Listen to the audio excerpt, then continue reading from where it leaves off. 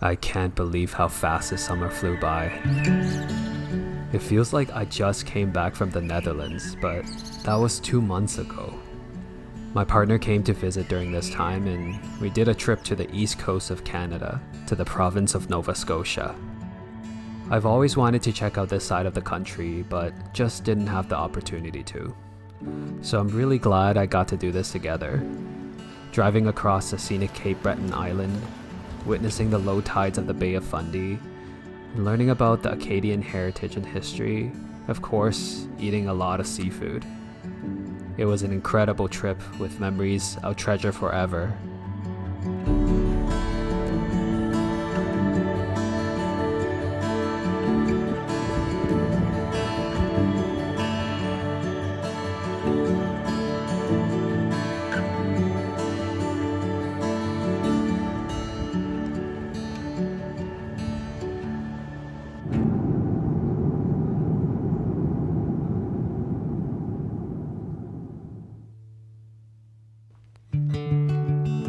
Every time I come back from the Netherlands, I have this realization of just how much stuff I have.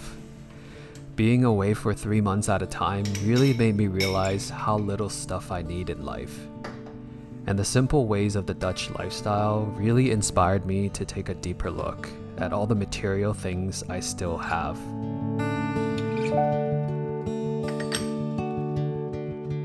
I'm usually pretty good about thrifting and selling things I no longer need. But this summer, I've been a bit more aggressive on the decluttering. As we get older, not only does our perspectives in life change, but our needs and desires change as well. The material possessions that were once useful to us perhaps no longer serves its purpose, and that maybe we've moved on from that phase in life altogether.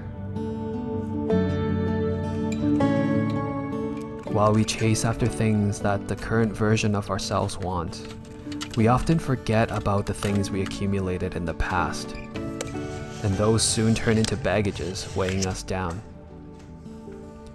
I think by getting rid of things and clutter in our physical and mental space, we can start to be more grateful, appreciating what we do have.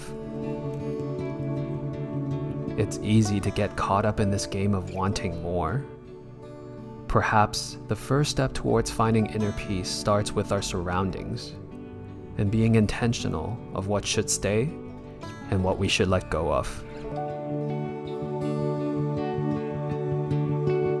So in this video, I want to talk about my relationship with stuff. Over the years, I've bought and sold many things, and as you've seen in this video, I've been quite aggressive just decluttering and selling off things that I still do have this summer. And so far I've managed to sell about $800 worth of things, and I'm not going to go through the entire list of things because that's gonna take a long time, and some of them are like $5, so it's a long list.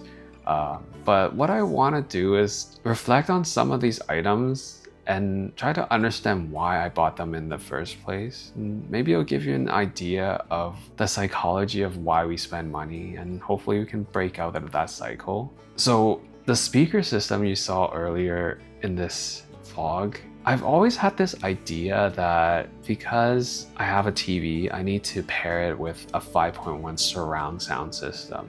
When I came back from the Netherlands, I realized how little do I use this speaker system to its fullest potential. Because one, I live in a condo, so I can't blast the system. And two, I noticed that a lot of the Dutch families that I've been to, or guys' friends and visiting their homes, I don't think I've seen anyone with a 5.1 stereo system with their TV. I mean, I'm sure there are Dutch people who really enjoy high fidelity audio with their TV, but in majority of the cases, in all the cases I've seen, and it's very limited, so I don't know if this is a good representation, but I think it just reminds me that a TV has a speaker and it's good enough. So that's why I thought, you know what, let's sell this speaker system. It's not like I I watch a lot of TV anyways. Most of the time I just watch it on my iPad or my computer. And even if I'm watching on TV, it's not going to be super loud anyways.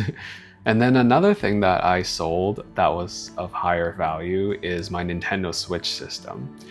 I actually redeemed my points at one of the stores that I've accumulated points over the years. So I only had to pay I think it was $100 to get the Switch. The reasoning behind it, at the time I really wanted to get back to gaming. And I thought of how excited I used to be when it comes to gaming, because there was this period in my life that I was really into gaming and it brought me a lot of joy. So I thought maybe I can bring that joy back in my life. And also I was fantasizing, if I invite friends over, then we can have some games to play. But in reality, I rarely invite anyone over, and if I do, chances are they're not into gaming. And as for myself, I honestly haven't touched or played the Nintendo Switch for more than 10 times. And this idea of getting back into gaming and finding that joy that I once had is just not there. And I think that comes with age. I guess I just grew out of video games now. I mean, I find a lot more joy making videos than playing video games. So maybe it's a different phase in life. But I find that oftentimes I spend money because I fantasize how it would add to my life. But in reality, it might for a day or two. And then that thing would just sit there and my life just goes back to as it was. And the Nintendo Switch was definitely one of them. So that's why I sold that as well. Another thing that I sold, or three things that I guess, are these hats that I have. And I have a tendency to buy things in multiple colors. I am very OCD. And that's a very good example of the type of OCD I am. Anyways, so I sold these three hats. Now, the story is there was a period in my life that I didn't know what my style was. I didn't know what fits me. I didn't know what I liked. And I saw other people wearing hats and it looked really good on them. So I thought, okay, I'm gonna get hats. And I wore it for a period of time, but in reality, I don't feel like I'm the type of person to wear hats. I don't feel good wearing hats. I think some people feel very comfortable wearing hats. In my head, they look really good wearing hats, but I don't think I look good in hats. So those hats has been sitting in my closet for 10 years and I don't know how many times I've worn them. It's very interesting in the psychology of how we spend our money in buying things. There's the media telling us the things that we need. You need a bigger TV, you need a stereo system to go with it, you need this, you need a bigger that. And then there's also this side of us that we feel like buying this thing would help solve a problem in our life. Perhaps we need a spark of joy or some excitement, and we thought having this console would help us achieve that, or whatever other problems that we might want to solve by buying things. And then there's also this temptation of seeing it look good on other, and then we want to look good as well. It might not even fit us, but we still spend money to buy it anyways, and then to realize it's not our style. So I find that our society has so many different ways to convince us to spend money in buying more things and a lot of things. And that's why this cycle of constantly chasing after more, going on this hamster wheel, is so prominent here in this capitalistic and materialistic society. And I think if you start having these things that really shackles you in debt, I think that's when people feel suffocated because they need to keep on chasing for more money so that they can finance all these things. And for me, I just don't feel like that's healthy, and it's just not very compatible with me and my lifestyle. And that's why over the years, I thrift a lot and I sell things that I don't need anymore. And this isn't to say that you shouldn't spend any money, you shouldn't have any wants. I think having wants is healthy. I have wants. I have things that I value more than others. But the takeaway here, I think, is that by recognizing why we spend money on the things that we do buy allows us to be more intentional with future purchases. And I encourage you to look around the house to identify things that might have served you at one point but no longer does because you're in a different phase in life. I'm sure there are things that you can let go of and help other people who might not be able to afford it enjoy it more because you're selling it